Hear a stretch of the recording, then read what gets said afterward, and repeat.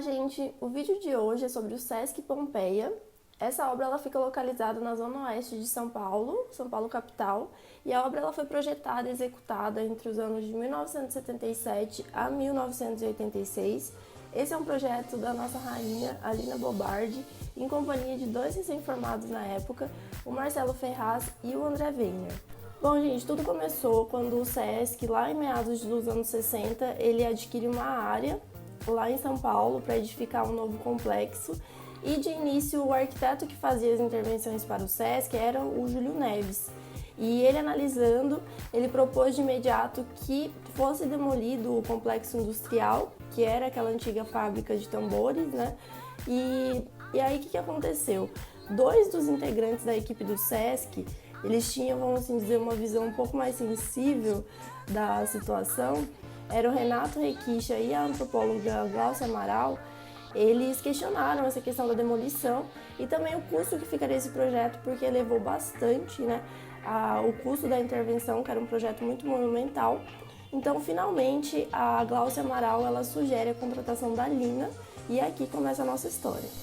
E segundo o próprio Marcelo Ferraz, um dos arquitetos ali que esteve na linha de frente com a Lina, né, para fazer o projeto do Sesc, em um texto para o site do Vitruvius, ele falou que o projeto ele foi todo desenvolvido em loco e analisando o uso do espaço. Foi um projeto bem dinâmico que na verdade se adaptou várias vezes, e eu achei até legal trazer uma frase dele que explica bem como isso funcionou. Bom, ele fala: tínhamos um escritório dentro da obra.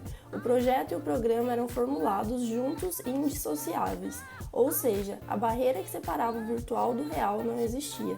Era uma arquitetura de obra feita e experimentada em todos os detalhes.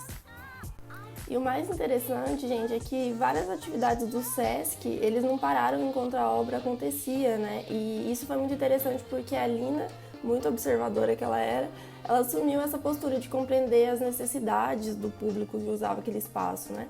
Então, assim que surgiu o programa do Sesc, mantendo esse espaço, esse complexo fabril já existente. E agora eu vou explicar para vocês como que foi disposto o programa de necessidade nessa área que já existia ali.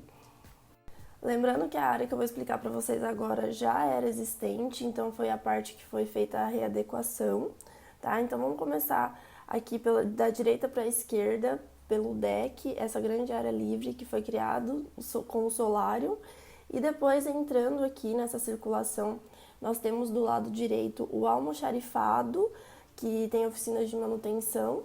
Depois, seguindo, nós temos o restaurante, que ele pode abrigar até 2.000 pessoas, e uma cozinha industrial bem grande, né, para dar apoio para esse setor.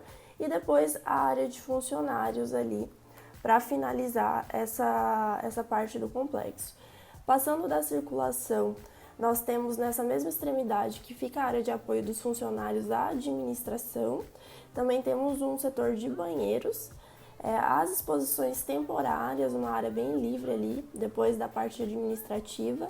Depois nós temos a parte de biblioteca e nós temos o estar, que esse lugar ele é muito incrível, tem aquelas lareiras maravilhosas e também o espelho d'água orgânico, né? Então vou colocar umas fotos aí para vocês verem.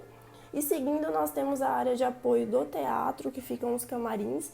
Depois nós vamos voltar para falar desse teatro também, porque só para falar dele tem muita coisa, gente. É um projeto fantástico, né?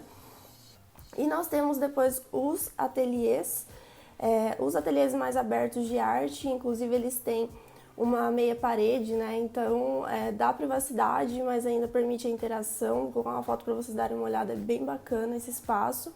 E nós temos dois espaços mais reservados que eles são voltados para a parte de fotografia e música.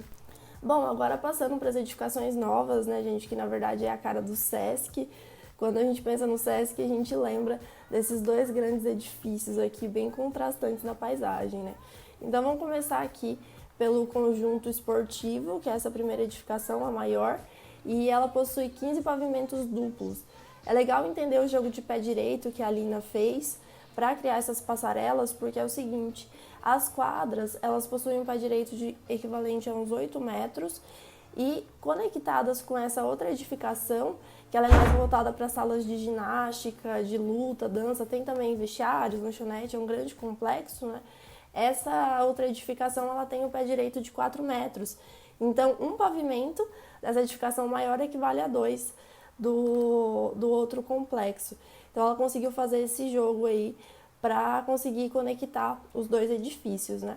E seguindo, nós temos também a caixa d'água, que ela conseguiu transformar também num elemento volumétrico importante na composição da obra. Bom, gente, me corrijam se eu estiver errado, tá? O pessoal aí que mora em São Paulo. Mas, pelo que eu li, essas duas torres, elas são de acesso exclusivo dos usuários do SESC, assim também como algumas áreas desse complexo que foi restaurado também, que são exclusivos para aulas ou algum espetáculo fechado. Então, assim, a maioria das áreas do complexo são abertas ao público, mas tem essas partes privadas também, tá? E é muito interessante porque durante o documentário, eu vou deixar até o link aqui para vocês, vale muito a pena ver, o André Weiner, que acompanhou a Lina de perto nesse processo, ela falou que a ideia dela era ressignificar o esporte, né, dentro da obra, porque ela não via o esporte como uma prática competitiva, ela via mais como uma brincadeira, e ela queria muito trazer isso no jeito que ela configurou o espaço. Tanto que as piscinas, as quadras, elas não atendem regras muito rígidas, normas muito rígidas do esporte. Ela trabalhou de forma mais livre. E isso é muito legal, diz muito sobre a arquitetura da Lina, né? Porque em todos os artigos, também no livro dela e nos documentários, quem acompanhava ela de perto sabia que a arquitetura dela era muito política, né? Então trazia esses questionamentos sobre o uso do espaço e o SESC é uma grande materialização dessa prática pelo meio do incentivo da convivência das pessoas. E falando exclusivamente sobre o teatro, né, gente, é muito interessante porque ela quis colocar esse palco no centro para que as pessoas elas pudessem se sentir parte da peça, sabe? Ela tem toda uma ideologia por trás dessa configuração de teatro que ela fez. E ela mesma projetou as cadeiras, então é um espaço feito com muito carinho.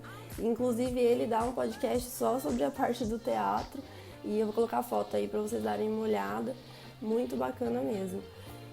E outra característica que não dá para deixar passar, né, gente, são as grandes aberturas orgânicas que tem nas quadras, que elas ventilam o espaço para manter essa característica mais aberta, né, apesar dela ter adaptado as quadras para um edifício vertical. Então, ela conseguiu manter esse contexto com essas grandes aberturas.